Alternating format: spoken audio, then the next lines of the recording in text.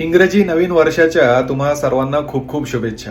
आता नवीन वर्ष म्हटल्यानंतर बऱ्याच लोकांची एक सवय असते की या वर्षामध्ये आपण काय नवीन शिकणार आहोत, नवीन करणार आहोत, सवयी कुठल्या बदलणार आहोत, ज्याला आपण रेझोल्युशन्स म्हणतो, ते आपण लिहून काढतो आणि मग थोडे दिवस आपण त्याचा व्यवस्थित फॉलोअप घेतो. त्यानंतर पुन्हा एकदा ये रे माझ्या मागे. तर हे असं होऊ नये. आपण आपला जो फोकस आहे तो लूज करू नये याच्यासाठी काय करायला पाहिजे माहितीये का? एक छोटीशी गोष्ट आहे, एक छोटासा उपाय. जर समजा लॉ ऑफ अट्रॅक्शन किंवा मॅनिफेस्टेशन टेक्निक्सचा तुम्ही कधी अभ्यास केला असेल तर तुमच्या लगेच लक्षात येईल. आपण गोल कार्ड तयार करतो. गोल कार्ड म्हणजे काय? 3 अशा गोष्टी की ज्या आपल्याला करायच्यात, मिळवायच्यात. तर हे माझं गोल कार्ड आहे.